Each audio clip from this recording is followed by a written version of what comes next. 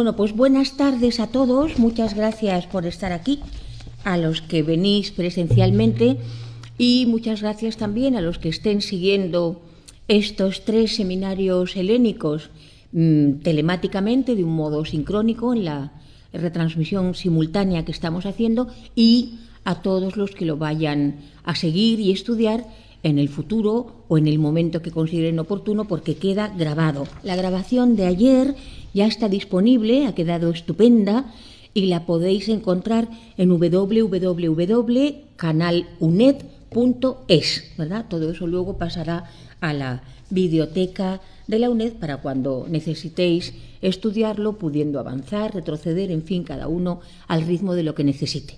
Bueno, pues antes de dar la palabra a nuestro profesor invitado, el profesor Ricardo Alcocer Urueta, comentaros lo que justamente decíamos ayer después de terminar la sesión y que ya no se grabó, ¿verdad? Y es que lo que hemos estudiado por ahora, en el resumen que el mismo profesor había preparado de la sesión anterior, el vínculo genético entre la relación mítica y la relación filosófica en la antigua Grecia, lo que hemos estudiado es cómo, después de caracterizar las operaciones definitorias de la actividad filosófica y de revisar la antigua demarcación de la filosofía frente al mito, el ponente problematiza la situación actual de la filosofía a la luz de la crítica tardomoderna de la misma y establece algunas pautas metodológicas para resolver la cuestión, ¿verdad?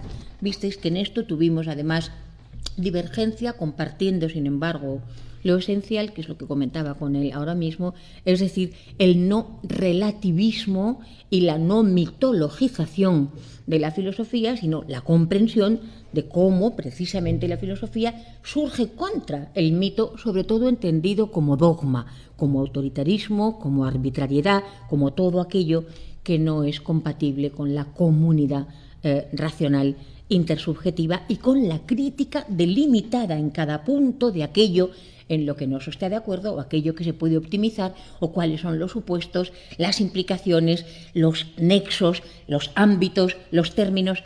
Esta es la diferencia de la racionalidad característica de la filosofía, y ayer nos asomábamos también a su divergencia, a su diferencia respecto de una ciencia que ha dejado de hacerse comunicativa al axiomatizarse y por lo tanto no permite ser discutida más que por los propios especialistas endógenos, pero ha perdido, puede que lo esté recuperando, Yo ya he visto, por ejemplo, hermenéutica, historia hermenéutica de las ciencias, puede que recupere la posibilidad, y debería hacerlo, de ser discutida por amplios públicos de personas interesadas, cultas, inteligentes, críticas por la comunidad civil y no necesariamente especializadas. Dicho eso, y antes de empezar, para que no se me olvide, importante tener en cuenta un texto que bastantes de vosotros ya conocéis, de Hans-Georg Gadamer, que se llama exactamente como nuestra sesión de ayer, que en realidad era mito y logos. El logos nunca ha sustituido al mito.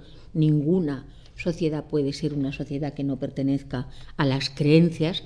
Acordaros en eso de nuestro Ortega en Ideas y Creencias.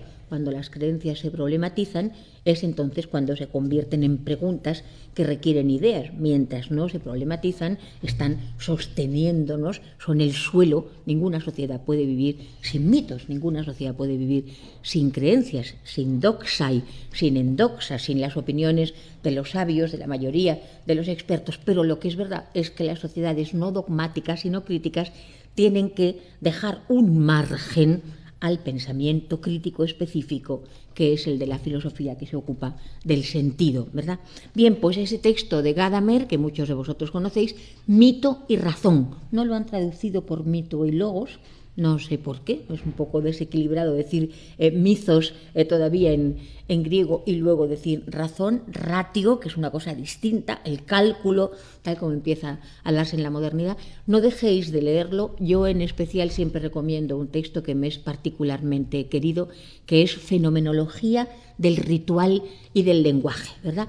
Y como ayer vino a visitarnos en el seminario Jean-Pierre Fernand de cuyo nacimiento en 1914 se cumple en este momento el centenario, es el momento, los que no lo hayáis hecho todavía, que leáis los múltiples textos sobre el inicio y el comienzo de la filosofía de Jean-Pierre Vernant y Vidal-Naquet, sobre el origen y el nacimiento de Logos, de Polis, del teatro, de la tragicidad, de la sociedad civil, de las instituciones, todo lo que ha escrito este maravilloso antropólogo filósofo de la filosofía griega arcaica y clásica, ¿verdad?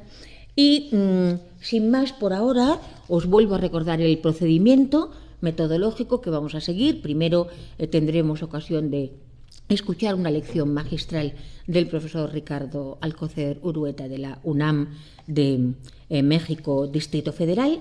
Después os daré la palabra, eso lo digo para que estéis ya desde el principio no en actitud pasiva, sino sabiendo que vais a ser efectivamente convocados para que hagáis las preguntas, los comentarios, las objeciones, las discusiones que os parezcan pertinentes. Y después de la respuesta del profesor a la interlocución que vosotros propongáis, yo me reservaré el privilegio, los últimos serán los primeros los últimos, ¿verdad?, de hacer una contrarréplica recogiendo matizadamente lo que me parezca que necesita ser discutido, porque hay mucho que se comparte, mucha afinidad entre estos planteamientos. El enunciado de lo que nos reúne hoy es la teleología de Anaxágoras, visión intelectual y referencia a lo uno.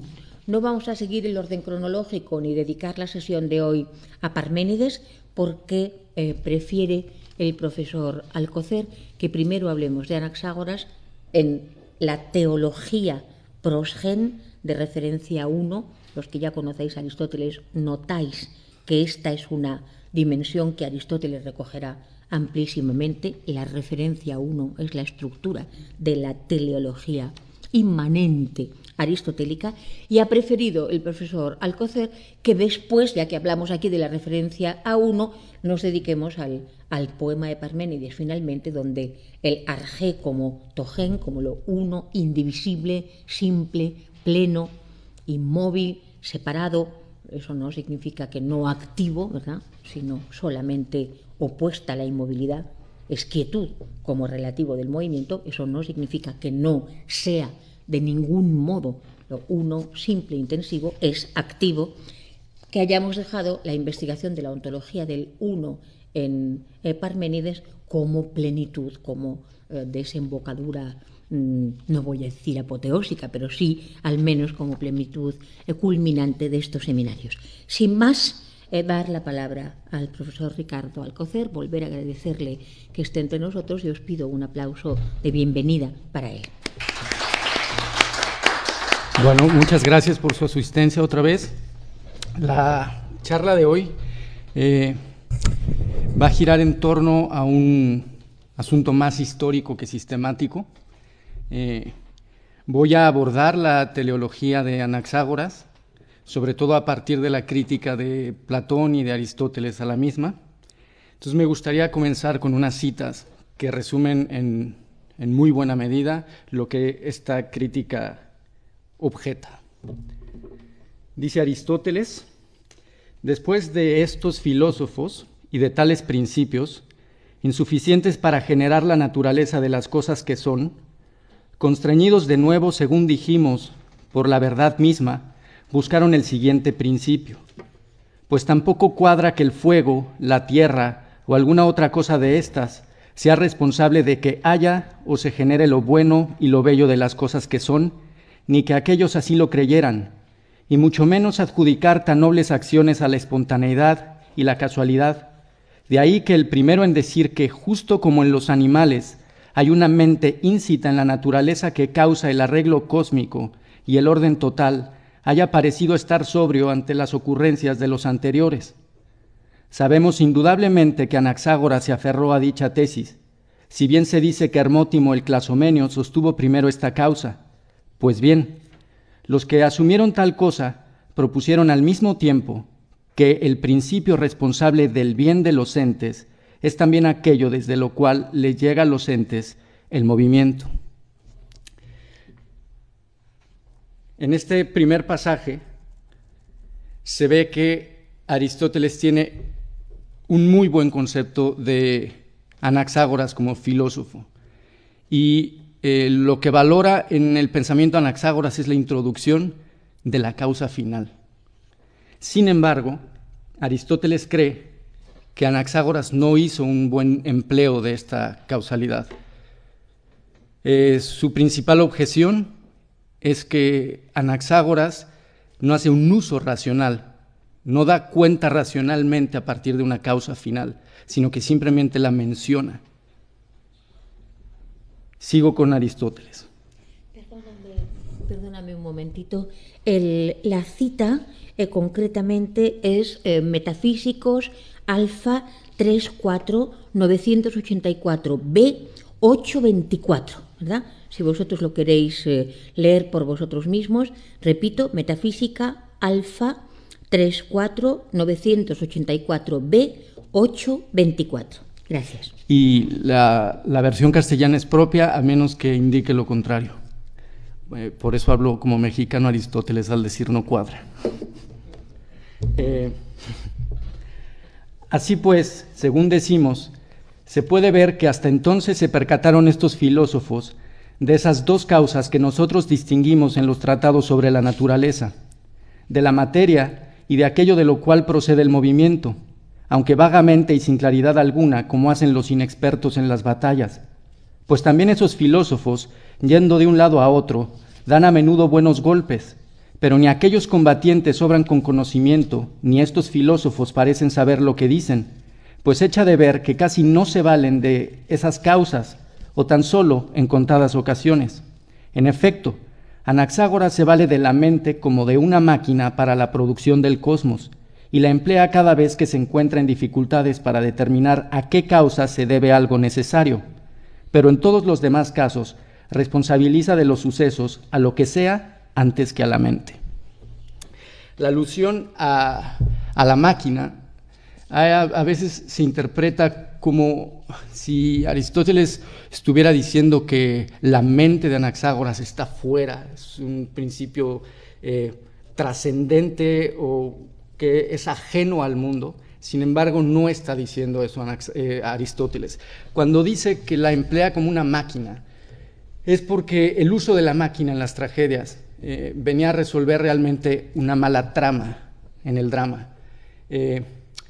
Los trágicos introducían una máquina que representaba la intervención divina y solucionaba el drama. Pero supongo que eso se usaba demasiado y realmente se veía como una intervención injustificada porque no se seguía de la secuencia racional de los acontecimientos en la tragedia.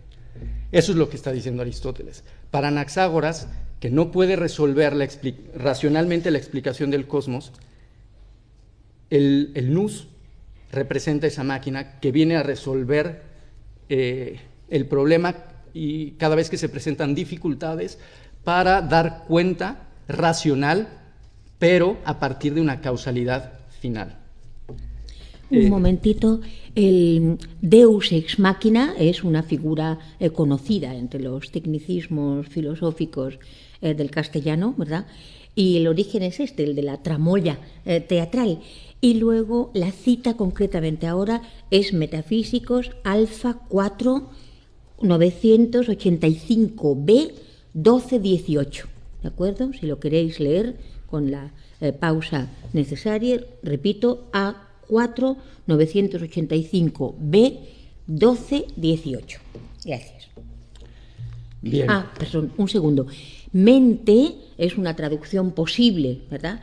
La otra traducción que nosotros utilizamos mucho es entendimiento, pero todo esto se ha poblado de connotaciones ambiguas o demasiado partidistas.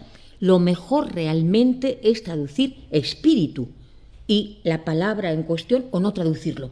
Y la palabra en cuestión es nous. El profesor puede hacer lo que esté acostumbrado o lo que le parezca, ¿verdad? Pero vosotros tened en cuenta que cuando estamos diciendo o mente o inteligencia o entendimiento, el término es nous, y cuando lo ponemos no en sustantivo, sino en verbo, es noein, y por noein todo el mundo, a partir sobre todo de Parménides, to auto esti noein kai einai, lo mismo es pensar y ser, decimos pensar.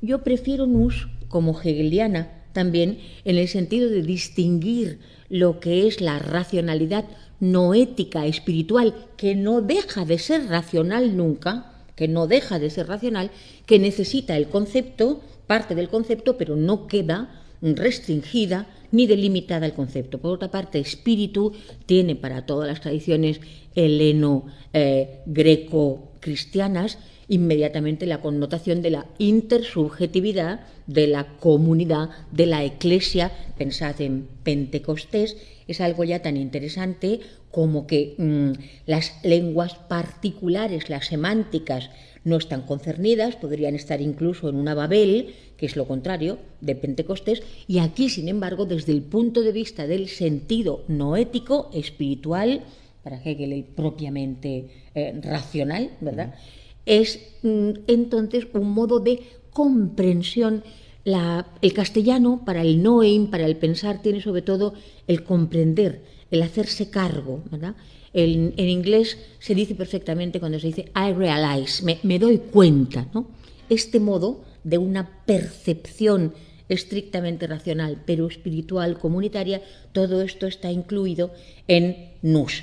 Y si decimos mente o inteligencia, podría parecer que no están incluidos los elementos, el corazón bien redondo de la verdad, dirá Parménides, es decir, los elementos emocionales, perceptivos, que son indispensables a cualquier comprender, recibir, interpretar. Nada más, era una. No interrumpiré más. No, si quiere, puede. La crítica de Platón a Anaxágoras está lanzada principalmente en el Fedón y es muy larga, pero la voy a cortar. Sócrates está hablando sobre cuánto se ilusionó al escuchar que un filósofo iba a dar cuenta del universo a partir de una causa final, que tendría que ser inteligente. Y dice así: pero oyendo alguna vez a uno leer de un libro, según dijo de Anaxágoras, y decir que la mente es aquello que dispone con orden y causa todo, me alegré de tal causa, y por alguna razón me pareció que había algo bueno en que la mente fuera la causa de todo, y supuse que si ello era así, la mente ordenadora ordenaría todo y colocaría cada cosa respectivamente de la mejor manera, de modo que si alguno quisiera encontrar la causa por la cual cada cosa se genera, se destruye o es, debería encontrar aquello que para cada cosa es mejor ser o hacer o padecer. Entonces, a partir de tal razonamiento, nada correspondería al hombre más que observar lo superior y lo óptimo, si bien es necesario que también conozca lo peor, ya que el conocimiento de ambas cosas es el mismo. Razonando así, me sentía muy contento por haber encontrado a un experto en la causa de las cosas que son, de conformidad con mi inteligencia. Anaxágoras, quien me aseguraría primero si la tierra es plana o redonda, y después de haberlo hecho, continuaría explicando la causa y la necesidad de ello, diciendo que ello es lo mejor y por qué era mejor que fuera así, porque jamás habría imaginado que, habiendo afirmado que todo ello había sido ordenado por la mente, adujera una razón distinta a esta, que lo mejor es que las cosas estén como están. Ciertamente suponía que tras haber asignado una causa para cada una de ellas y para todas en común, continuaría explicando lo mejor para cada una de ellas y lo bueno para todas en común.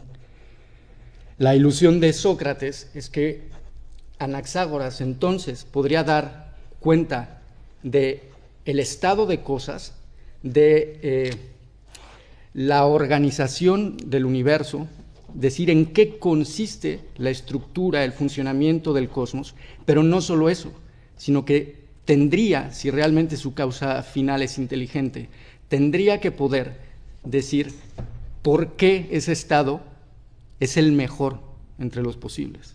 Tendría que justificar que ese orden, ese ordenamiento cósmico es el mejor.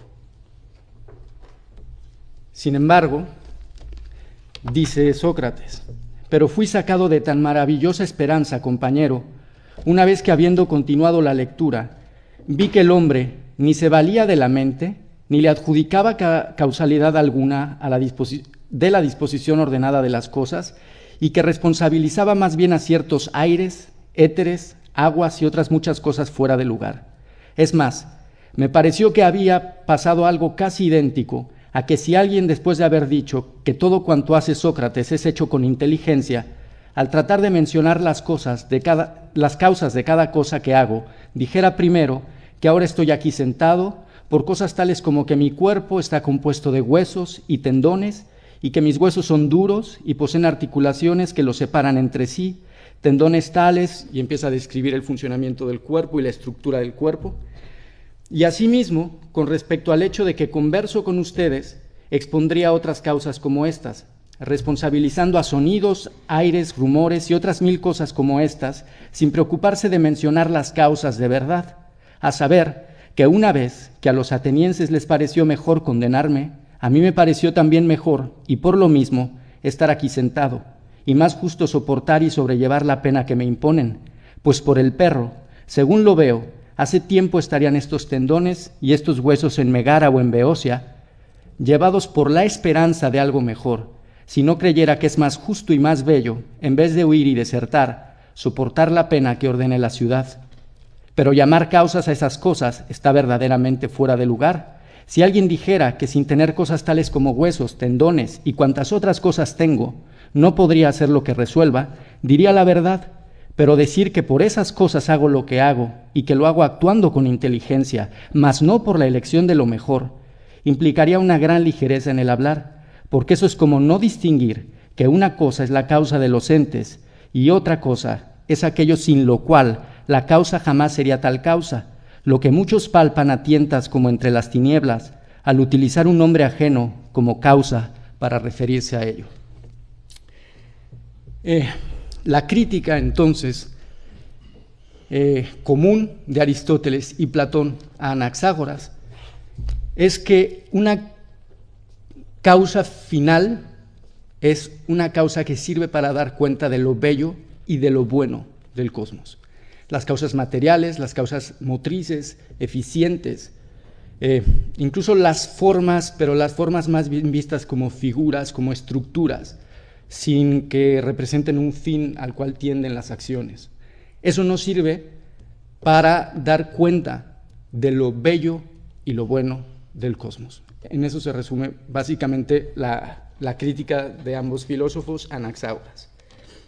Entonces, en la ponencia lo que voy a hacer es presentar estos supuestos sin emitir un juicio propio ni una valoración, simplemente describir la belleza y la bondad del mundo, en qué consisten esos valores para Aristóteles y Platón, que serían los supuestos sobre los cuales discuten, rebaten Anaxágoras.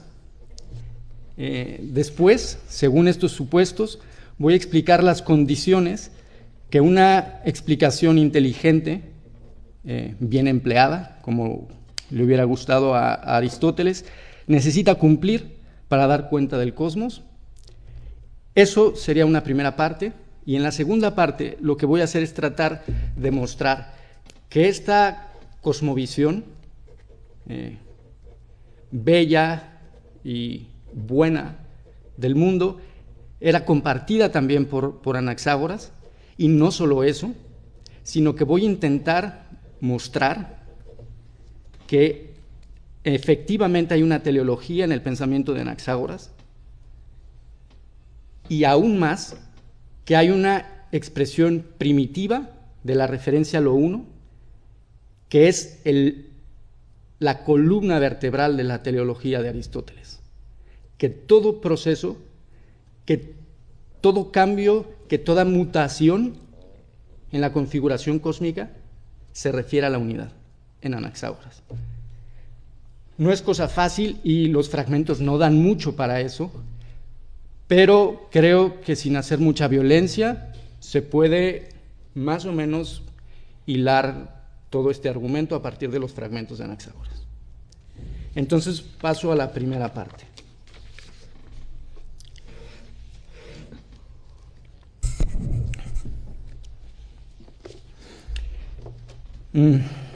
Principalmente trabajaré con conceptos aristotélicos y cuando haya una discrepancia de peso entre la postura platónica y aristotélica, lo haré notar. Sin embargo, recurriré a los dos filósofos. Nada más que el aparato conceptual de Aristóteles es más claro y está mejor registrado, me parece. Y también lo conozco mejor.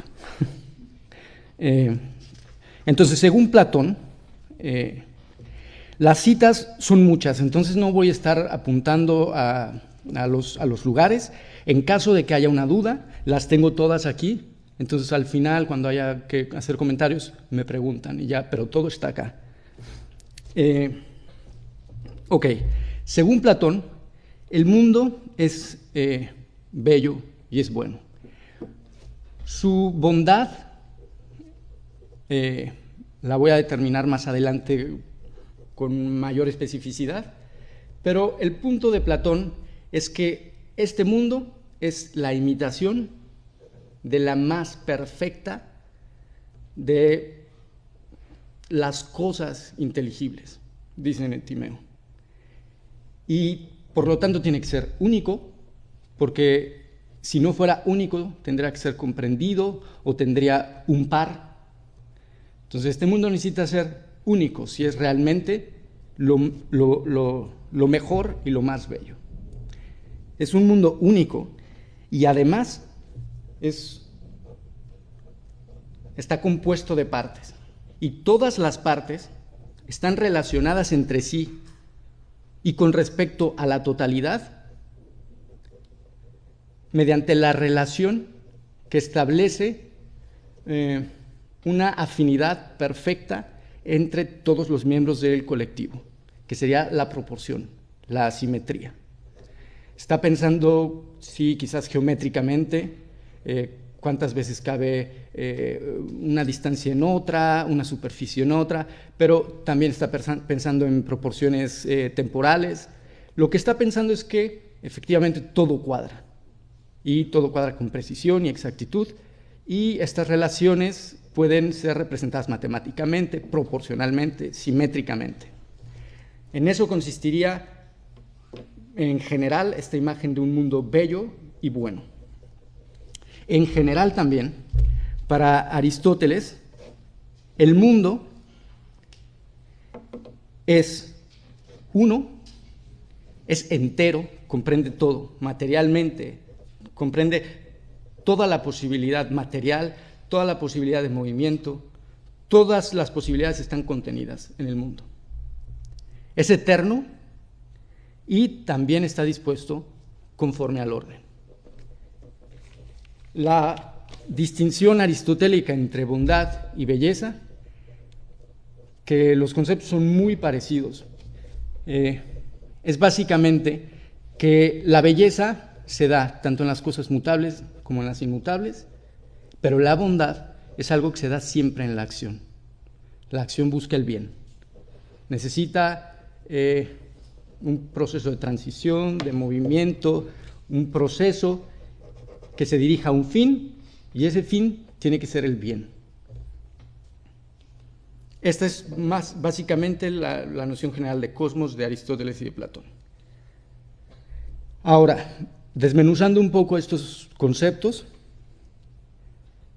la belleza, según Aristóteles, debe cumplir 4 requisitos. Uno es que debe tener delimitación. Lo que sea bello debe ser delimitado.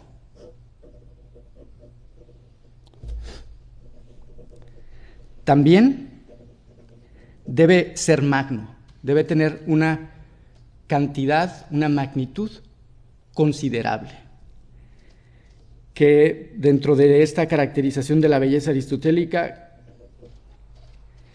aquí habría algunas cosas que decir en contra de Aristóteles. Incluso yo creo que Anaxágoras, lo veremos, tiene una mejor concepción del tamaño de la magnitud. tiene que estar compuesto, esa es la tercera, y tiene que estar ordenado. La belleza, no la bondad, es, como lo decía, algo que se presenta sobre todo en lo inmutable. Y también está asociado con la simetría en Aristóteles. Aristóteles da algunas definiciones de la simetría. La simetría es aquello que hace que las partes de un todo sean conmensurables. Establece una igualdad, hace que sean afines, que pueda haber, por ejemplo, uno de los ejemplos más claros que da Aristóteles es la simetría, curiosamente no geométrica, sino en el intercambio. Los valores en el trueque, la moneda, por ejemplo, establece una paridad entre dos partes de un sistema. Y él cree que eso es la simetría, establecer correspondencia entre valores y medidas que tengan, pues eso, una correspondencia exacta, precisa. En cuanto al orden, que ya no solo estaría implicado en lo bello, sino también en lo bueno, porque el orden no solo se da en lo estático, sino también se da en lo dinámico. Hay dos tipos de orden, según Aristóteles, hasta donde sabemos. La disposición y el orden secuencial. La disposición de las partes. La disposición de las partes puede darse según criterios como posición, pero no es la única, también según la capacidad, según la especie. Y el orden secuencial normalmente se da entre un antes y un después, y este antes y después es conforme al tiempo, o también puede ser conforme al movimiento, conforme a la potencia, cualquier otro criterio. Pone criterios, por ejemplo, de cómo se distribuye la gente en el coro, ¿no? Es quizás un criterio convencional, pero lo que está operando allí es un criterio que hace que algo vaya antes y después. Entonces, tenemos básicamente esta caracterización ya de la belleza y de la bondad en Aristóteles, sobre todo. La bondad, como habíamos dicho, se da en los procesos dinámicos, en la búsqueda de un fin, de un telos, de un límite, y la búsqueda de estos límites en todos los procesos cósmicos en la naturaleza tendría que estar siempre ordenada hacia un bien, y todos estos bienes, que son algunos fines, son bienes, tendrían además que estar subordinados entre sí para que haya bienes más amplios que comprenden otros, de tal manera que la totalidad de las cosas termine siempre respetando un bien común. Esa es la idea de bondad del mundo en Aristóteles.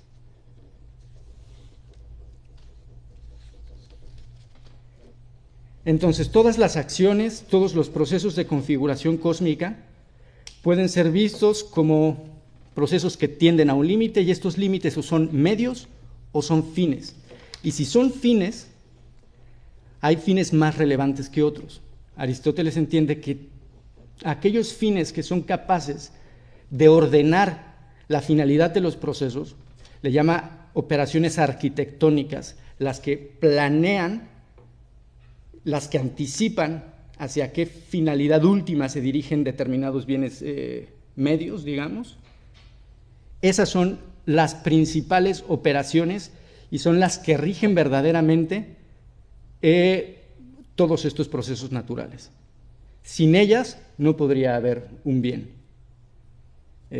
Obviamente esto está apuntando hacia la inteligencia. Seguimos.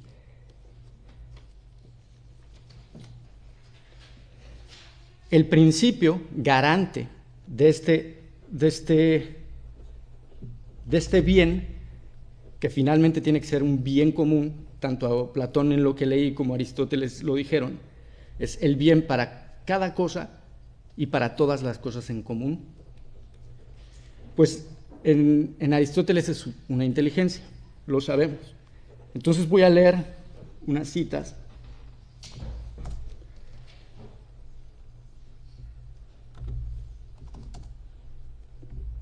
Es Aristóteles, Metafísica 12.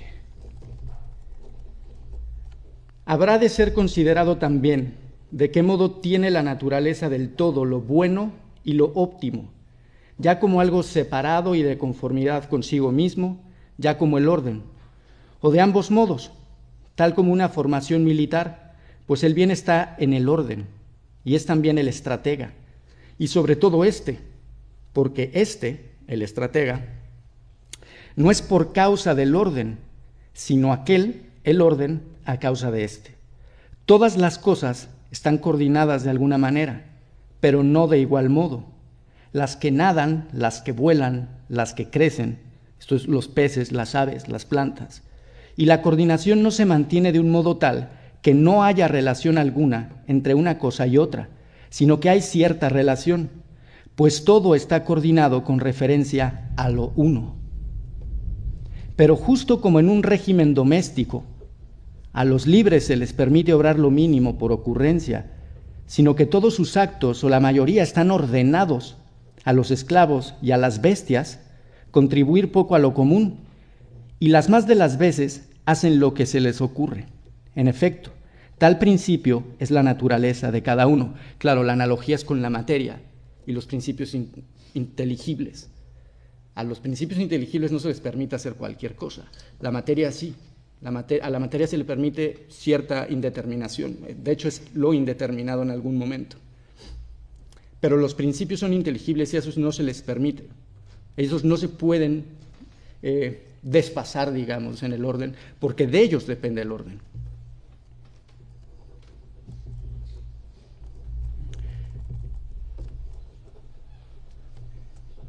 Voy a leer otro pasaje.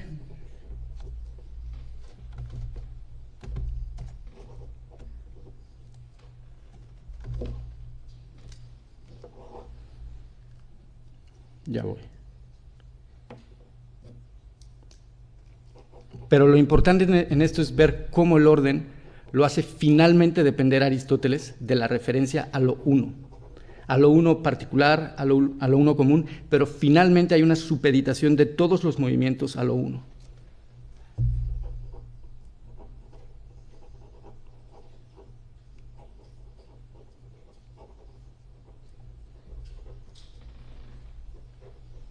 Bueno, la perdí, pero sí, voy a seguir. Esto sería la visión que Aristóteles y Platón tienen del mundo.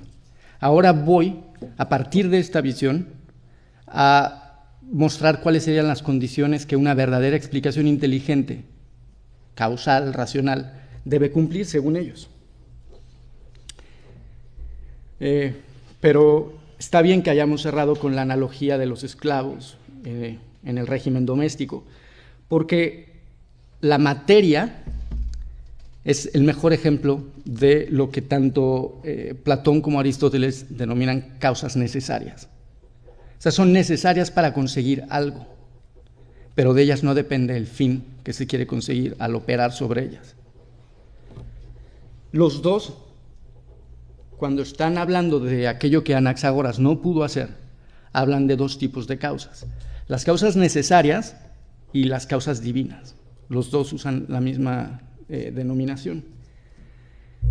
Las causas divinas son aquellas, según Platón, que determinan aquello que se realiza con arreglo a un fin y no a otro. Hacen una discriminación entre una finalidad y otra. Hay una preferencia. Y esto, en el mundo, tendría que aplicarse a cada fin en particular y al fin universal que se consigue mediante la producción del mundo. Aristóteles dice básicamente lo mismo. Nada más que él, como siempre, determina más los conceptos, y voy de nuevo a citar a Aristóteles.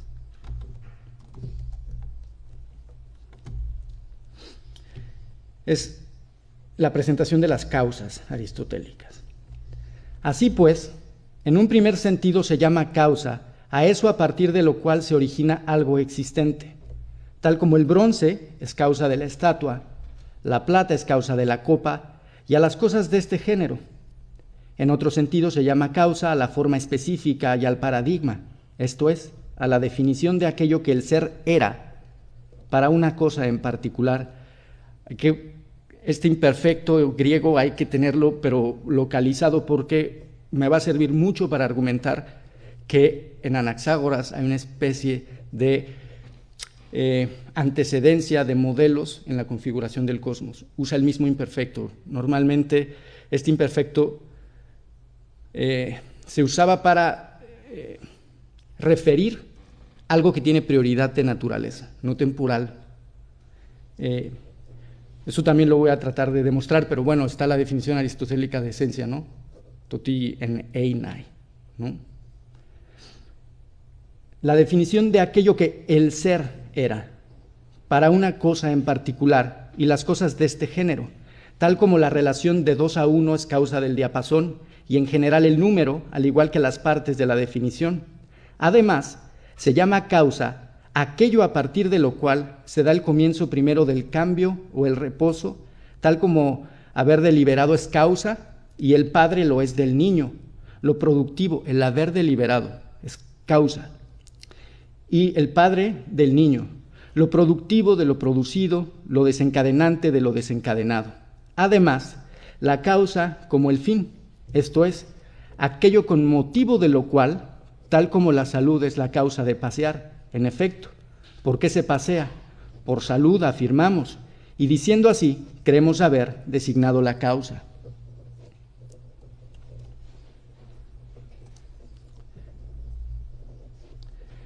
Sobre la causa final, voy a leer esto. También la causa como el fin y el bien de otras cosas. En efecto, aquello con motivo de lo cual quiere ser lo óptimo y el fin de las otras cosas, ninguna diferencia se haga al decir lo bueno mismo o lo bueno aparente. La causa final es el bien, para Aristóteles, literalmente. Ok. Entonces, la producción, la configuración del cosmos estaría buscando siempre esto. Y la garantía última del ordenamiento cósmico es esto. Es la referencia a una unidad que es el bien. Y eso tiene que respetarse en todos los niveles, porque todos los niveles están coordinados. Entonces, voy a abandonar un poco a Platón y voy a hablar sobre la referencia a lo uno, la relación pros-gen.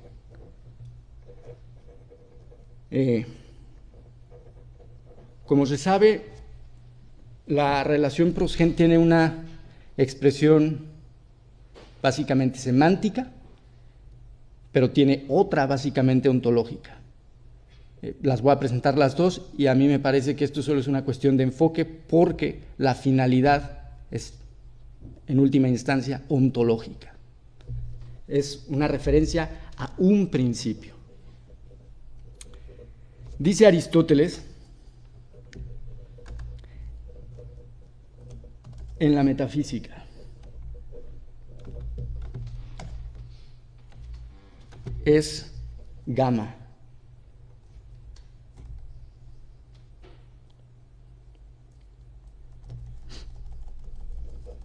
Que es, o ton, se dice de muchas maneras, pero en referencia a lo uno y a una sola naturaleza, y no de manera homónima, sino justamente como también sano se dice en todos los casos con referencia a la salud, de algo que es sano porque la conserva, de algo que es sano porque la produce, de algo que es sano porque es signo de salud, de algo que es sano porque es susceptible de ella. Y al igual que médico se dice de la medicina, pues se dice que algo es médico porque posee la ciencia de la medicina, de lo otro porque la propicia naturalmente, de lo otro porque es obra de la medicina. Lo que sigue ya no es mía, es traducción de Calvo. Y podríamos encontrar cosas que se dicen de modo semejante a estas. Así también algo que es, se dice en muchos sentidos, pero en todos los casos en relación con un único principio. De unas cosas se dice que son por ser entidades, de otras por ser afecciones de la entidad, de otras por ser un proceso hacia la entidad, o bien corrupciones o privaciones o cualidades o agentes productivos o agentes generadores ya de la entidad, ya de aquellas cosas que se dicen en relación con la entidad, o bien por ser negaciones ya de alguna de estas cosas ya de la entidad. De ahí que incluso de lo que no es, digamos que es algo que no es. Así pues, del mismo modo que de todas las cosas sanas se ocupa una ciencia, igualmente ocurre esto en los demás casos. Está justificando que la metafísica es una ciencia, que tiene un objeto. Y tiene un objeto porque cada vez que se profiere es, de manera directa o de manera indirecta se va a hacer referencia a la entidad. Y la entidad, como vamos a ver, uno de sus atributos principales, si no es que el principal, es que es una.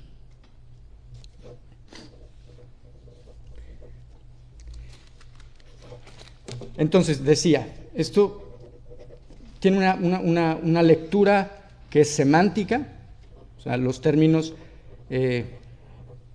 yo soy mexicano, yo soy hombre, yo estoy enfermo, soy enfermo se diría, ¿no? Todas esas proposiciones hacen referencia a una unidad, que soy yo, la sustancia entendida en sentido primario. Todos los significados de es en esas proposiciones son en cierto sentido diferentes, pero en cierto sentido hacen referencia a lo mismo que es mi entidad en este caso.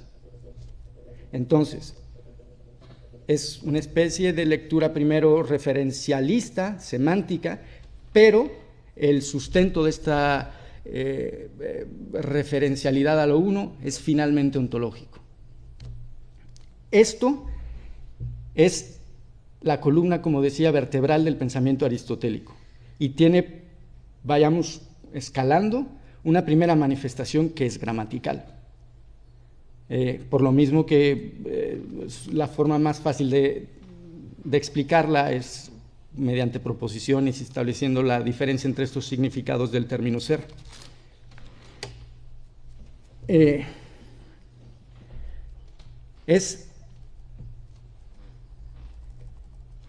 Esta unidad, gramaticalmente, es la que sustenta cualquier proposición, ya sea que el verbo ser se esté usando plenamente o no plenamente. Esto es, que sea un uso copulativo o que sea un uso, no digamos existencial, digamos locativo existencial. No tiene mucho sentido que yo diga que hay rojo. Pues hay rojo ¿dónde? Hay un rojo. Necesito un sujeto del cual predicar el atributo rojo. Ese es el uso locativo existencial. En inglés el there is, o en alemán el es gibt. Está haciendo referencia a algo que existe y que está ahí para ser referido. Esa unidad de sentido es necesaria también para el uso copulativo del verbo ser. Entonces, cuando yo uso ya el verbo ser en un sentido copulativo, yo soy mexicano, esa oración tiene sentido porque finalmente el atributo hace referencia al sujeto, ¿no?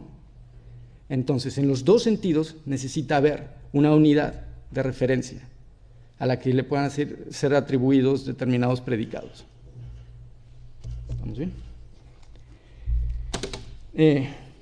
Esto tiene una manifestación en todos los planos del pensamiento, discursivo o no. Dice Aristóteles, por ejemplo, que no cabe pensar algo que no sea uno y determinado.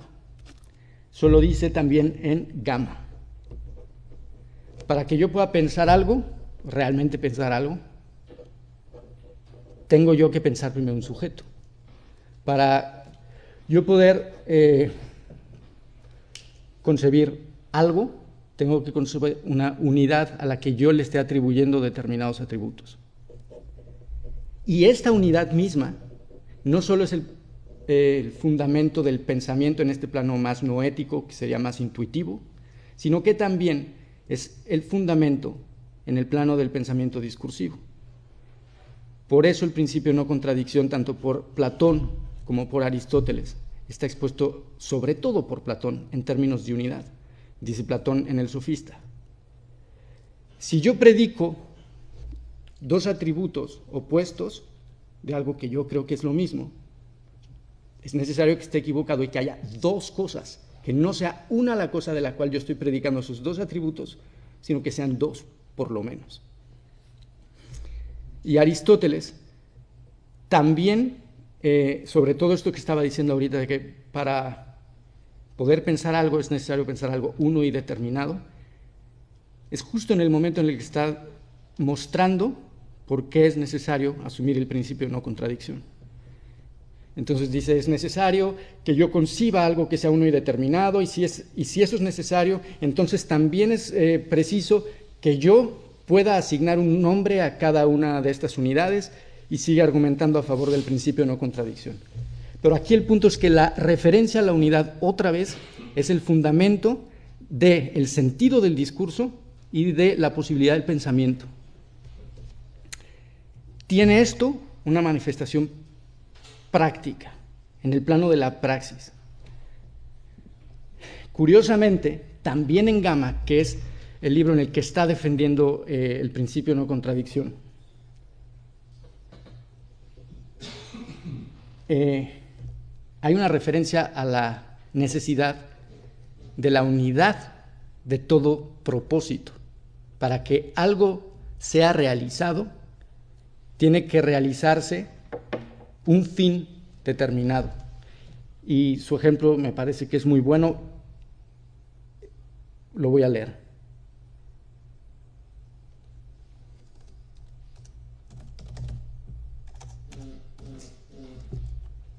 Dice Aristóteles, la traducción es también de Tomás Calvo, Metafísica, Gama, capítulo 4, 1008b. En efecto, ¿por qué se va a Mégara cuando se piensa que debe ir, en vez de quedarse quieto? Y no se dirige recién amanecido a un pozo o a un precipicio, si llega el caso, sino que se muestra precavido, como que no piensa que caer en ellos es bueno y no bueno por igual. Y aquí otra vez aparece el bien. Como ya está hablando de la praxis, aparece la finalidad como bien.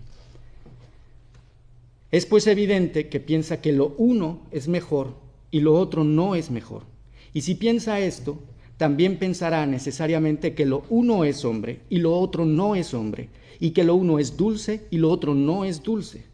Desde luego, no procura y piensa todas estas cosas indiferentemente, cuando creyendo que es mejor beber agua y ver a un hombre, al punto procura estas cosas. Y sin embargo debería actuar de aquel modo, si hombre y no hombre, por igual, fueran lo mismo. Si los contradictorios fueran lo mismo, no tendría sentido actuar de una manera determinada, con respecto a un fin determinado. Pero como se ha dicho, nadie hay que no se muestre precavido ante ciertas cosas y ante ciertas cosas no. Con que al parecer todos piensan que las cosas son absolutamente de tal o cual modo, si no en relación con todas las cosas, al menos en relación con lo mejor y lo peor. Lo que quiere es hacer que los relativistas asuman el principio de no contradicción. Quiere mostrarles que es necesario que ese principio esté operando en su vida. Si no lo van a asumir desde un punto de vista teorético, tendrán que asumirlo porque todos los días no se levantan y van al baño como se avientan de la ventana, siguen un fin determinado. Esto tiene, además, una manifestación ontológica.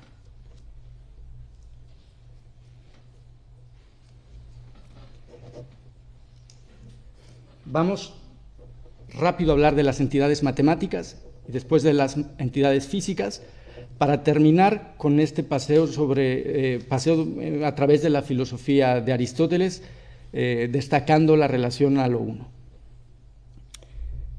Las entidades matemáticas también concretan una unidad. Por ejemplo, dice Aristóteles, las entidades matemáticas, su género, por ejemplo, digamos, las figuras en 2 dimensiones, su género es la superficie. Entonces, la superficie presenta muchísimas posibilidades.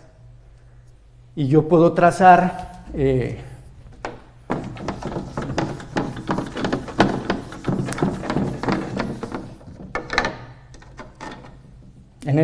este plano una figura de 3 lados o una figura de 4.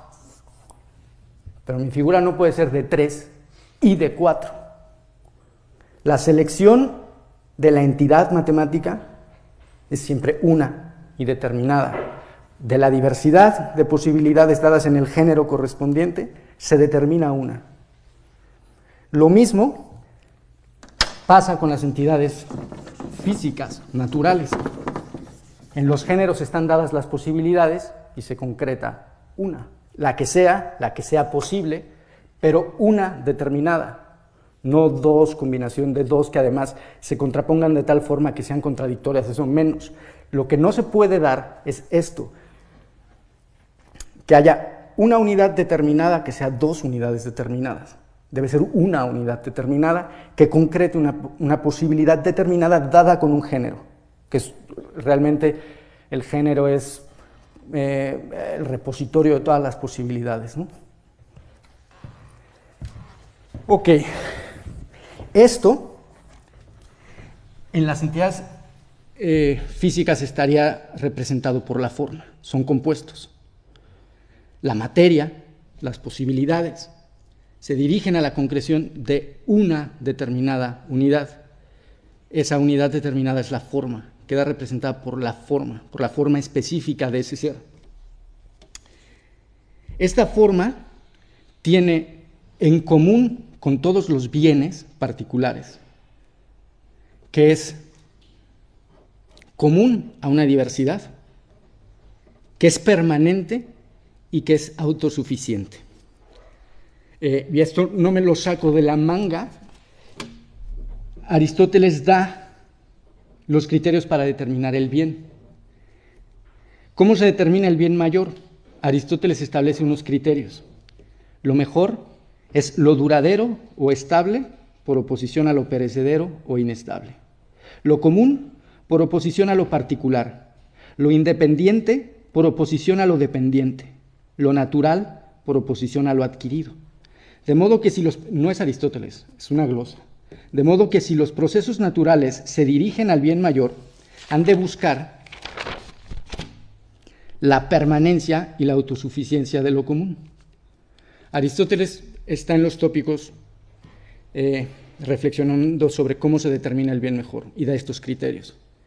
Pues estos criterios los cumplen las formas específicas, la esencia de las cosas, lo que se realiza, lo que todos los ejemplares de una especie realizan, es común, es permanente. Ok, eso no solo se da en el bien particular, sino que se da en el todo, en el cosmos. Para cerrar con Aristóteles, voy a leer otra cita en el que Aristóteles, y para cerrar como con anillo, que efectivamente la relación pros-gen es la forma en la que Aristóteles concibe el bien y el movimiento hacia el bien. En la Ética Eudemia dice Aristóteles, casi calcando lo que decía en la metafísica al presentar la relación pros-gen. El bien en efecto se emplea en muchas acepciones, tan numerosas como las del ser. Así, tal y como ya se ha analizado en otras obras, la expresión ser significa sustancia, cualidad, cantidad, tiempo, y se encuentra además tanto en el hecho de ser movido como en el de mover, y el bien existe en cada una de estas categorías, en la sustancia como intelecto y Dios. Y sigue. La esencia, el bien de la sustancia, es intelecto y Dios, está diciendo Aristóteles. Aquello a lo que se dirigen todos estos ejemplares de las especies es intelecto y es Dios. Esto nos va a dar paso a entender por qué Anaxágoras está expresando una referencia a un principio de manera semejante. Es obvio porque es divino en sentido griego. Es divino porque es común, porque es permanente, porque es autosuficiente. Estas son cualidades divinas para los griegos. No depende de otras cosas, las cosas dependen de ello. Pero ¿por qué es inteligente? Eso es lo más difícil. ¿Por qué el bien de la sustancia, si es eterno, si no muere, si es inmortal, diría un griego, eso es divino? ¿Pero por qué es inteligente? Pues porque es el fin al que se dirigen determinadas acciones, pero se dirigen como si ese fin fuera un principio racional de acción, es decir, como una voluntad. Es un deseo, es un motivo al que tiende lo posible, la materia, está tendiendo a ese principio que es uno, y tiende a él racionalmente, porque como habíamos visto, está seleccionando. Tiene que seleccionar de entre un número diverso de posibilidades, tiene que seleccionar algo. Ok.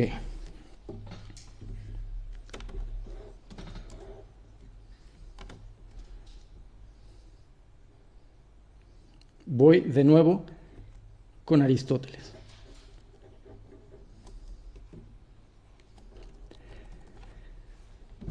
El principio motor, por tanto, es único, el objeto deseable. Y es que si los principios que mueven son dos, intelecto y deseo, será que mueven en virtud de una forma común. Ahora bien, la observación muestra que el intelecto no mueve sin deseo.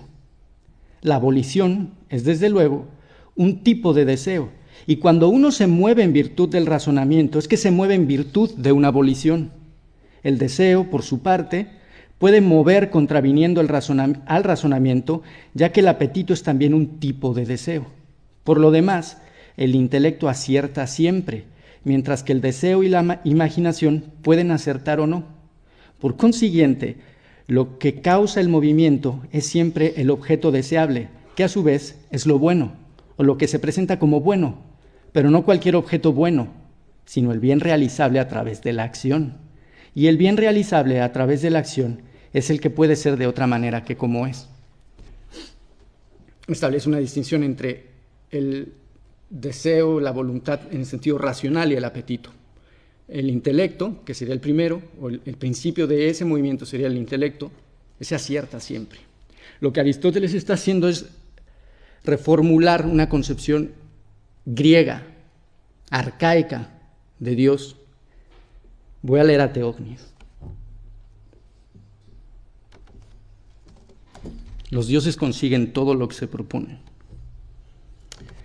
A ningún hombre llega cuanto desea, porque se mantiene entre los límites de la cruel inepcia.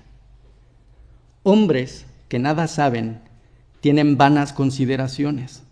Dioses llevan a cabo todo según su designio. Y lo que está diciendo ahí es noón. Lo que normalmente se entiende como intelecto es un término que en su sentido prístino griego tiene mucho que ver con la voluntad. Y cuando este principio es divino, nunca falla.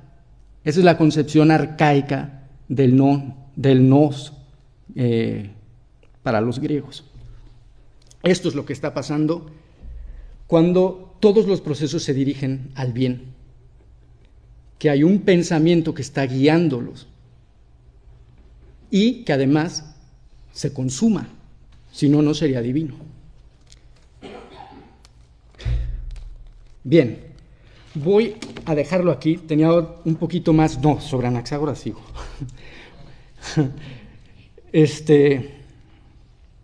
Porque había más de Aristóteles, pero con esto creo que ya es suficiente para entender lo que voy a decir sobre Anaxágoras. Primero voy a hablar puntualmente de los criterios que fijé al principio sobre la bondad y la belleza del mundo y por qué Anaxágoras asume también esa visión del mundo, hasta cierto punto la satisface y satisface por tanto las condiciones de una explicación racional, inteligente, en función de una causa final. No sé si conozcan bien los fragmentos de Anaxágoras. ¿Leeré algo de los fragmentos? La traducción es mía.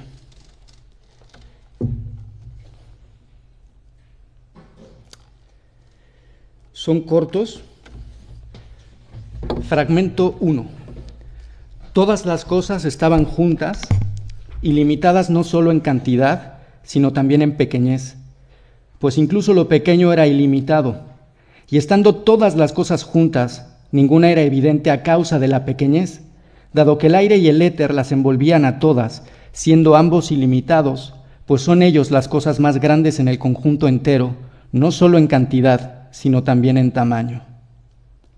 Fragmento 2. Y efectivamente, tanto el aire como el éter se segregan de la variedad de lo ambiente, pues de cualquier manera, lo ambiente, lo circundante, es ilimitado en cantidad. Fragmento 3. Y no hay en efecto de lo pequeño lo mínimo, sino siempre algo menor, ya que no es posible que lo ente deje de ser. Además, también de lo grande hay siempre algo mayor, pues lo grande es igual a lo pequeño en cantidad, y sin embargo, cada cosa es grande y es pequeña en relación consigo misma. Fragmento 4. Mas hallándose las cosas en esta condición, es preciso esperar que haya muchas y diversas cosas en todas las que resultan congregadas, y simientes de todas las cosas, poseedoras de todo tipo de formas, colores y sabores, que los hombres y demás animales que tienen alma hayan sido cohesionados, que haya ciudades cohabitadas y labrantíos barbechados por hombres como entre nosotros, que en presencia de ellos haya sol y luna y los demás cuerpos celestes, como entre nosotros, y que la tierra les produzca muchas y diversas cosas, de las cuales esa gente almacena en su casa y consuma las más provechosas. Así pues, por mi parte he discurrido dichas cosas acerca de la segregación, considerando que no solo entre nosotros hubieran sido segregadas las cosas, sino también en cualquier otro sitio. Pero antes de ser segregadas estas cosas, estando todas ellas juntas, ni siquiera un color era evidente, ya que lo impedía la conmixtión de todas las cosas, de lo húmedo y de lo seco, de lo caliente y de lo frío, de lo brillante y lo tenebroso, y de mucha tierra que había allí, y de simientes ilimitadas en cantidad, en absoluto parecidas las unas a las otras. Mas hallándose las cosas en esta condición, es preciso esperar que hayan estado ya todas juntas en el conjunto. Fragmento 5. Mas habiendo sido disgregadas de tal modo estas cosas, es preciso venir en conocimiento de que ninguna de ellas es en absoluto más o menos, ninguna de ellas es en absoluto más y menos. Eso es importante que lo grabemos. Sino que todas ellas son siempre plenamente iguales, ya que ser más que todo es imposible. Fragmento 6. Pero así como las porciones de lo grande y de lo pequeño son iguales en cantidad, así también han de estar todas las cosas en todo. Y no es posible estar aislado, antes bien, todas las cosas comparten una porción de todo, puesto que lo mínimo no puede ser, tampoco se podría estar aislado ni llegar a ser de por sí, sino al contrario, tal como al principio, también ahora están todas estas cosas juntas. Así que incluso de aquellas cosas que se segregan en las mayores tanto como en las menores, en todas las cosas hay muchas cosas iguales en cantidad. Fragmento 7. A tal punto que de las cosas que se segregan no se conoce la cantidad ni teórica ni prácticamente. Fragmento 8. No han sido aisladas unas de otras las cosas en el único mundo, ni tampoco han sido cortados con hacha lo caliente a partir de lo frío, ni lo frío a partir de lo caliente. Fragmento 9. Girando y segregándose de tal modo estas cosas por obra de la fuerza y la celeridad, pues la celeridad genera fuerza, pero la celeridad de esas mismas cosas no se parece a la celeridad de ninguna cosa que haya ahora entre los hombres, sino que es sin duda varias veces más veloz. Fragmento 10. Pues cómo se podría originar pelo de lo que no es pelo y carne de lo que no es carne. Fragmento 11. En todo hay una porción de todo, excepto de mente. La mente no se reparte. Aunque en algunas cosas de las que son, también hay mente, las cosas vivas. Fragmento 12. Por un lado, las demás cosas comparten, este es el fragmento famoso de Anaxágoras, y el más rico. Por un lado, las demás cosas comparten. Esto, hablando en términos de ayer, para los que no estuvieron presentes, hablaba sobre cómo el discurso mítico coordina más que subordina. Este fragmento en el que va a introducir el nous Anaxágoras está todo el tiempo usando kai, kai, kai. No está subordinando, está coordinando. Todavía remanente de un discurso mítico. Por un lado, las demás cosas comparten una porción de todo. Por el otro, la mente es ilimitada. Se rige a sí misma y no se mezcla con ninguna otra cosa, sino que está ella misma a solas por sí misma, puesto que si no estuviera por sí misma, sino mezclada con cualquier otra cosa, tendría parte en todas las demás. Si estuviera mezclada con cualquiera, porque como he dicho antes, en todo hay una porción de todo, y las cosas entremezcladas le impedirían actuar, ya que no regiría ninguna de las cosas igual que lo hace estando a solas por sí misma, porque ella es la más sutil y pura de todas las cosas, y es claro que retiene el conocimiento absoluto de todo, y tiene el máximo poder. Y a cuantas cosas tienen alma, ya menores, ya mayores, a todas rige la mente, y la mente dirigió la rotación del conjunto, de tal modo que girara al principio, y primero empezó a girar a partir de lo pequeño en extensión, y ahora gira sobre una extensión mayor, y girará después sobre mayor extensión todavía. Y de todas las cosas que se entremezclan, que se segregan y disgregan, se apercibió la mente, y cuáles iban a ser, y cuáles eran, y ahora no son, y cuáles son ahora, y cuáles serán. A todas ellas dispuso con orden la mente, incluso al movimiento giratorio en que ahora rotan los astros, el sol, la luna, el aire y el éter que se segregan. La misma rotación hizo que se segregaran, y lo denso se segrega de lo raro, lo caliente de lo frío, lo brillante de lo tenebroso, y lo seco de lo húmedo, pues hay muchas porciones de muchas cosas, pero ninguna se segrega o se disgrega por completo de la otra, a excepción de la mente, pues toda la mente es igual, tanto la grande como la pequeña. En cambio, lo demás en nada es igual a lo demás, sino que cada cosa es y era, el imperfecto que señalé hace rato, es y era manifiestamente aquellas cosas en que más consiste. Lo voy a dejar aquí, la lectura de los fragmentos. El fragmento 14 es muy importante porque precisamente afirma que la mente está en todos lados. Entonces, un momentito, profesor. Este último fragmento, bueno, tenéis en el texto de El nacimiento de la filosofía en Grecia, viaje al inicio de Occidente, una antología de textos presocráticos con todos los textos que conservamos de Anaxágoras, estudiados de acuerdo con los informadores que nos los proporcionan. Este último que acaba de leer el profesor Alcocer, tened en cuenta qué diferente suena si por mente se entiende el pensar, y pensar en infinitivo verbal, ¿verdad? Este nos lo proporciona Simplicio en Físicos 164-24, 156-13, y si lo buscáis en Dils-Hans, entonces tenéis 59b-12. Si queréis estudiarlos todos en conjunto, en esa antología tenéis todos los textos que conservamos de Anaxágoras de acuerdo con los informadores, ¿no? Bueno, leí los fragmentos para que lo que voy a decir, pues, no caiga en frío, ¿no? En primer lugar, es claro que el mundo es único para Anaxágoras. Lo dice en el fragmento 8. no están separados lo frío y lo caliente con hacha en el único mundo, ¿no? Es omnicomprensivo. Esto lo voy a especificar más, pero contiene toda la materia, todas las cosas estaban juntas y ahora siguen juntas como en el principio. Todo lo posible está dado desde el principio de los tiempos, mítico, realmente es desde siempre. Y todos los movimientos, porque en el fragmento 13 que sí leí, es el nous desencadena un movimiento circular que es verdaderamente el movimiento padre de todos los movimientos y contiene todos los movimientos.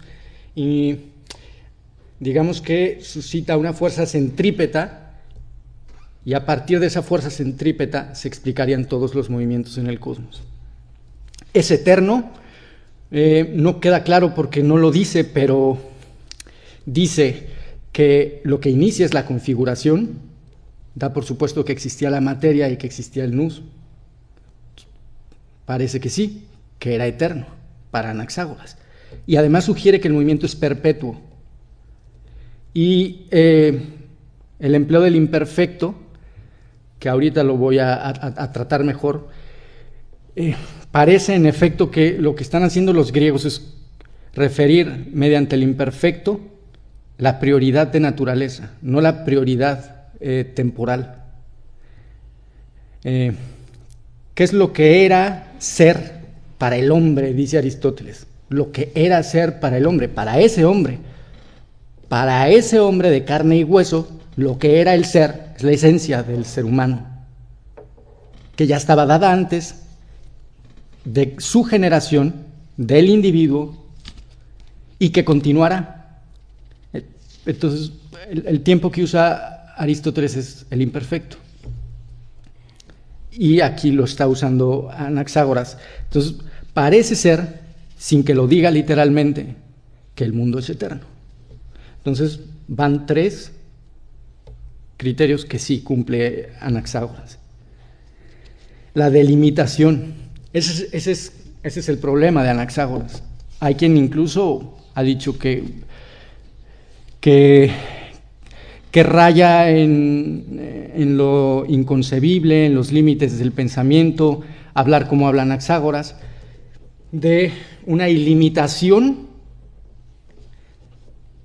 y a la vez hablar de distancias, de extensiones, de movimientos determinados. Y en la historia de la filosofía, por ejemplo, se ve tratar este problema a Zenón puntualmente, y hay quien piensa que Zenón realmente le está respondiendo a Anaxágoras, que Anaxágoras está respondiendo a Parménides, y que Zenón no es anterior a Anaxágoras, sino que Zenón, con sus aporías, está realmente ridiculizando la postura de Anaxágoras. Si todo es ilimitado, ¿cómo es posible que se alcance una distancia? ¿Cómo es posible que podamos medir la mayor extensión? ¿Cómo es posible que establezcamos relaciones proporcionales como más veloz que antes o más veloz que en aquellos tiempos? No se pueden determinar estas distancias, estos movimientos, si realmente todo es ilimitado. Entonces, esto es quizás el problema mayor de Anaxágoras. Sin embargo, si entendemos su ilimitación como la ilimitación de un volumen de materia, entonces las cosas ya son diferentes, porque Anaxágoras está hablando precisamente de cosas que se forman, que se configuran, y esas no las llama grémata. Los grémata, que son los ilimitados, al parecer son la materia. Aristóteles lo dice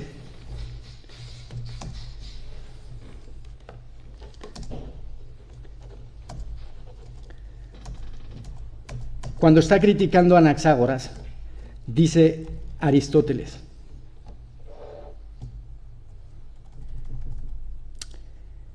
si se extrajera la carne de una cantidad de agua, y si nuevamente se genera por un proceso de separación otro pedazo de carne a partir del resto del agua, y si la cantidad sustraída fuera cada vez menor, De todos modos no superaría en pequeñez a cierto tamaño.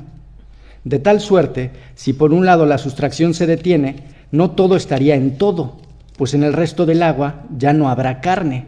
Pero si por otro lado el proceso no se detiene, sino que hay siempre extracción, entonces en una cantidad limitada habrá partes iguales limitadas, pero ilimitadas en número, lo cual es imposible. Que es inviable la concepción anaxagórea de la ilimitación.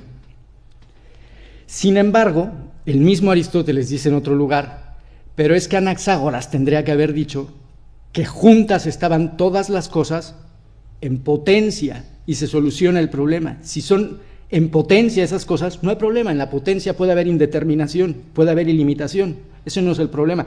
Si el problema me está hablando de las cosas que se configuran, de las cosas que estructuran el cosmos, eso ya es distinto.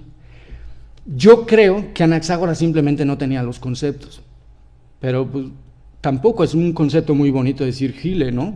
Que es madera para hablar de la materia, o bosque. Anaxágoras tiene quizás una palabra mejor, que es grema. Grema es recurso, y ahorita voy a hablar de eso. Ok, magnitud, sí la tiene.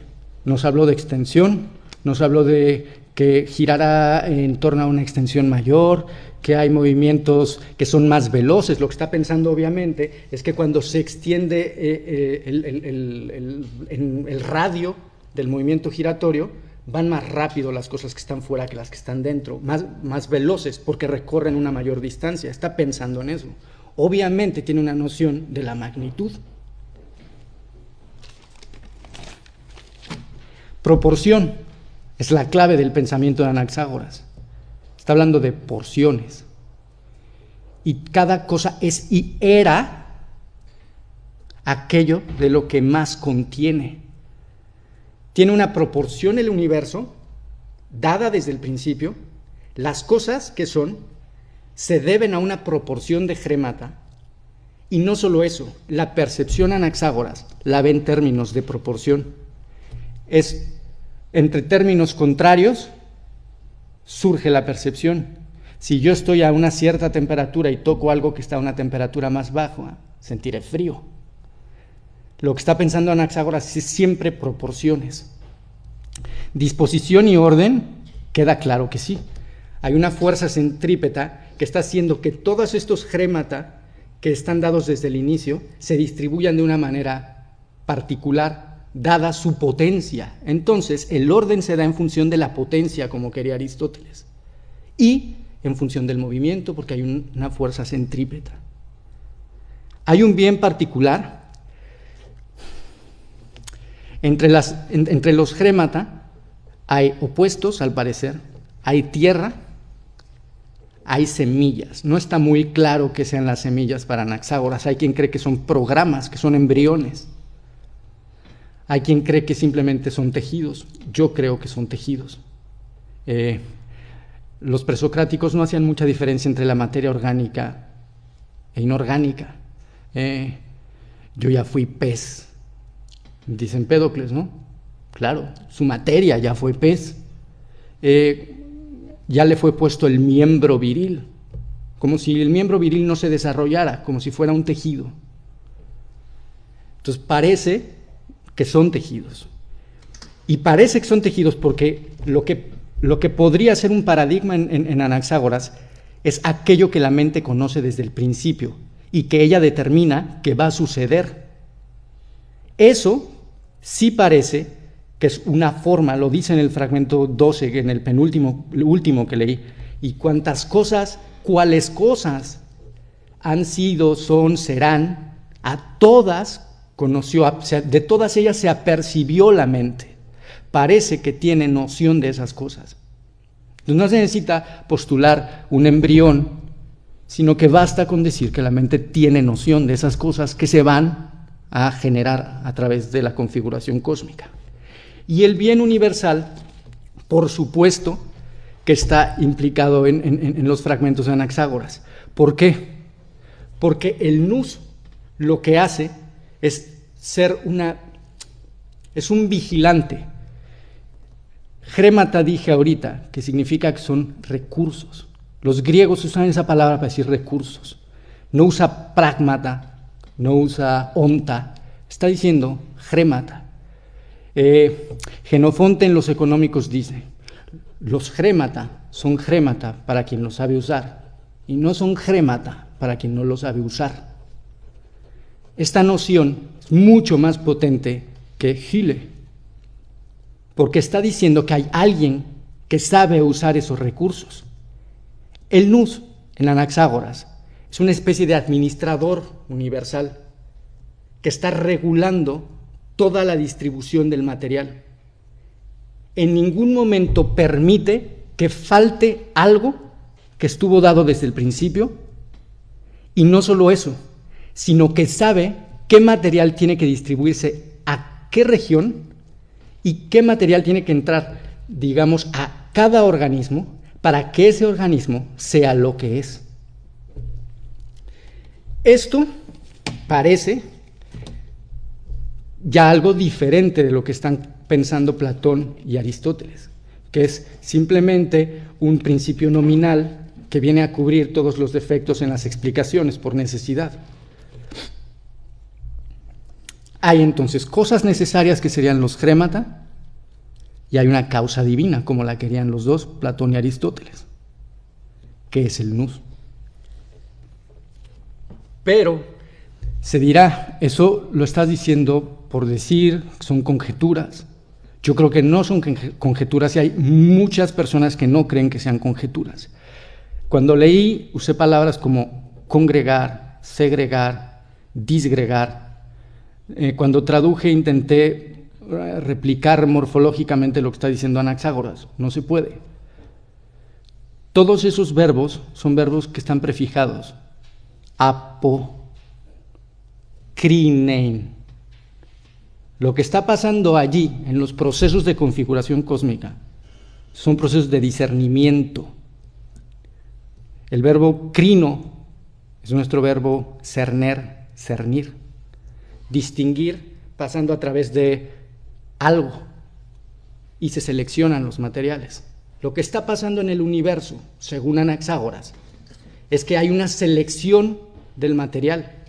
Esa selección es la que está llevando a cabo el nous, que es un administrador, claro, que es materialista. Sin embargo, no cabe creer que esto no es un principio inteligente. Si el nous sabe por qué yo selecciono los materiales que yo selecciono para desarrollar los tejidos que yo desarrollo y que finalmente me constituyen, eso ya no es materialismo puro. Lo que está postulando allí es una inteligencia que está orientando todos los procesos de configuración. Y esta inteligencia es inmanente al mundo, como lo dice en el fragmento 14, pero no solo es inmanente en el mundo, al mundo, sino que este principio está en las cosas vivas, dice. Por eso hay cosas en las que hay mente. Y no solo dice eso, dice, tanto en las mayores como en las menores, en todas las cosas que hay mente. Hay muchas cosas en las que hay mente.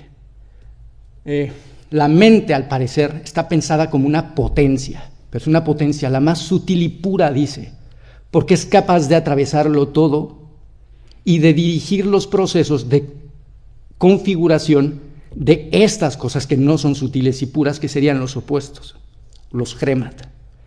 Pero para la configuración de las distintas cosas, sobre todo las vivas, que en las vivas opera desde dentro, está presente el nous.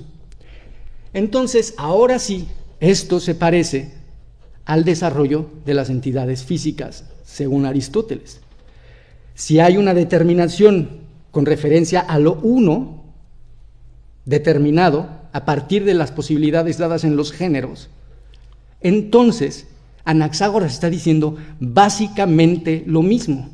Y cuando habla del nous, lo que está haciendo es hablar de identidad en términos parmenidios.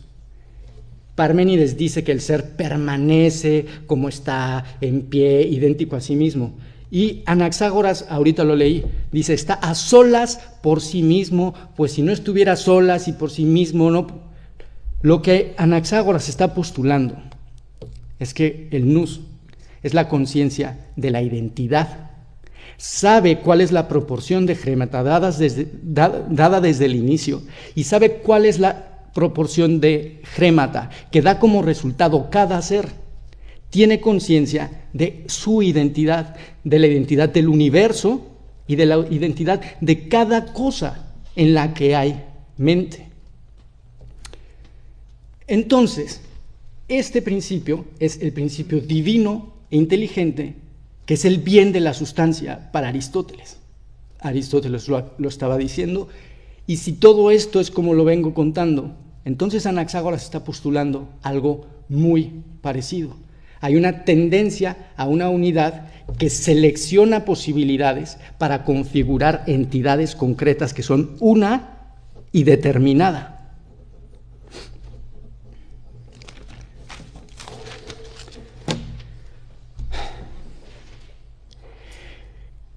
Para terminar, voy a leer de qué manera entonces operaría el nous de Anaxágoras.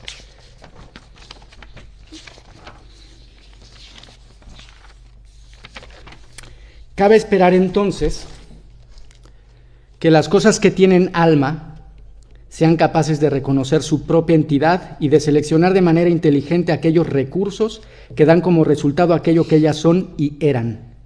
Las cosas vivas gozan, al menos durante algún tiempo, de independencia funcional y son capaces de efectuar las operaciones necesarias para mantener su respectiva unidad, la coherencia dinámica entre sus componentes. A diferencia de lo que sucede con el resto de las cosas contables, una roca, una nube, cuya unidad se debe únicamente a las propiedades dinámicas de los grémata, que coinciden con ellas, los organismos o seres vivientes comportan las normas o los criterios, criterion, segregar, disgregar, mediante los cuales determinan el modo en que actúan y deben actuar a fin de lograrse. Así pues, por más básica que sea, no hay función vital o acción refleja que pueda ser concebida como privada de discernimiento. Anaxágoras estaba muy interesado en la nutrición, muy interesado, dicen todos los testimonios, porque todas ellas implican al menos el reconocimiento de lo crematísticamente. El término es básicamente sinónimo de economía para los griegos antiguos, convenientemente y de lo funcionalmente distinto. Por otro, siendo esta distinción funcional, bueno, no, lo dejamos ahí sobre esto. Observar la igualdad del todo a través de sus cambios es una tarea que trasciende las determinaciones circunstanciales y por ello la integración del cosmos no puede corresponder a los grémata, a la materia, puesto que solo el vigor de la mente es capaz de traspasar los límites espaciotemporales, solo ella es capaz de fijar lo que puede y lo que no puede resultar en un momento dado, y también aquello en que deben consistir las cosas para llegar a ser lo que éstas son específicamente. Por lo demás, la efectividad de la mente puede ser constatada en la duración de los procesos cósmicos, en la recurrencia del movimiento giratorio y los ciclos naturales que éste suscita, en la compensación inherente a la distribución de los diversos grémata, a la reciprocidad de sus interacciones entre los grémata. Pero el discernimiento de la mente es apreciable sobre todo en la organización de los seres vivos, porque los organismos se encaminan durante su existencia al mantenimiento de la proporción particular de grémata que los da como resultado, y por la misma razón son capaces de discriminar lo que es funcionalmente distinto de ellos y de seleccionar lo indispensable para su propia subsistencia. Si vieron el fragmento 4 que leí, de esto está hablando, de cómo hay una especie de interacción entre incluso la comunidad y la naturaleza, y cómo hay una selección de materiales y aprovechan y no aprovechan. Lo que tiene es una idea de distribución de recursos, y eso es lo que está pasando en el mundo según Anaxágoras, y eso es lo que está controlando el nous. Y como el principio sería una referencia a la unidad, creo que sí se puede defender que Anaxágoras postuló primitivamente la referencia a lo uno, la relación pros-gen, y que su teleología es una teleología válida. Muchísimas gracias, profesor Alcocer.